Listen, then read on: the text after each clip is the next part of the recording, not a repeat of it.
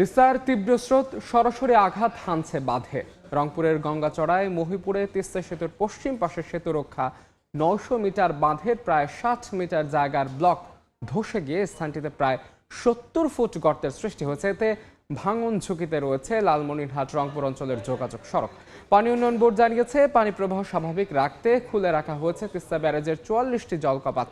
সম্প্রতি উজানের ঢলে নেমে আসা পানি তিস্তায় কমে গেলেও তীব্র স্রোত সরাসরি এসে আঘাত হানছে বাঁধে। এতে নিচের অংশের মাটি ভেসে গিয়ে ধসে পড়ছে ব্লকগুলো।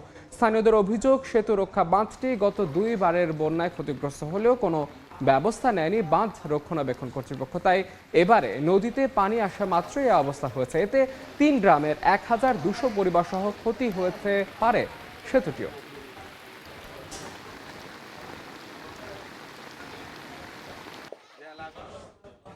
এই মুহূর্তে রংপুরের গঙ্গাচড়ায় তিস্তা সেতু এলাকায় আছেন সহকর্মী আব্দুর রশিদ জীবন। সরাসরি যাচ্ছে তার কাছে।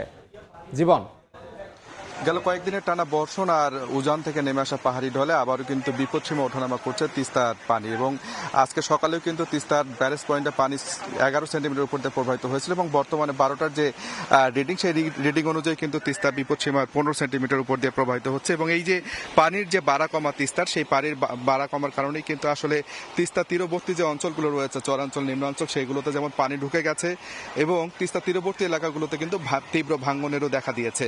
এই মুহূর্তে আমি আছে রংপুরের গঙ্গাচড়া এলাকার মহিপুরে, এবং এই মহিপুরের শঙ্করদহ ইউনিয়নে একটি বাঁধ রয়েছে, তিস্তা সেতু আছে এখানে একটি, দ্বিতীয় তিস্তা সেতু, যে তিস্তা সেতুটি রংপুরের সঙ্গে লালমনিরহাটের যোগাযোগ স্থাপন করেছে। এবং এই তিস্তা সেতু এবং এই সড়কটি দিয়ে লালমনিরহাট রংপুরের মানুষ আসলে প্রতিনিয়ত যাওয়া আসা করে, এবং সেই সড়কটি রক্ষা করবার জন্য, সেই তিস্তা সেতুটি রক্ষা করবার জন্যই কিন্তু এখানে একটি তিস্তা সেতু রক্ষা বাঁধ দেওয়া হয়েছে। সেই বাঁধটি কিন্তু আসলে তীব্র ভাঙনের মুখে পড়েছে, এবং এই বাঁধটি কিন্তু গেল দুবারের যে বন্যা, সেই বন্যা থেকে কিন্তু আসলে ভাঙন শুরু হয়েছে। এখন পর্যন্ত কিন্তু ভাঙন তীব্র থেকে তীব্রতর হচ্ছে। আমরা যেটি দেখছি যে ৯০০ মিটার এই বাঁধের অলরেডি এখন পর্যন্ত আসলে ইতোমধ্যে ৬০ মিটার বাঁধ আসলে ভেঙে গেছে, এবং এই ৬০ মিটার বাঁধের যে ব্লকগুলো রয়েছে, সেই ব্লকগুলো কিন্তু আসলে পানিতে ডুবে গেছে। এবং এখানকার যারা স্থানীয়, তারা যেটি বলছেন যে এই বাঁধ যেহেতু ভাঙন শুরু হয়েছে, সেহেতু এই পুরো বাঁধটি আসলে ভাঙতে আসলে বেশি সময় লাগবে না, এবং এখানকার যে এই সেতুটি রয়েছে, তিস্তা যে সেতুটি রয়েছে, সেই সেতুটি কিন্তু আসলে হুমকির মুখে রয়েছে এই বাঁধটি ভেঙে যাবার কারণে। এবং সেতুর সাথে যে সড়কটি রয়েছে সেটি, এবং একই সাথে এখানে কিন্তু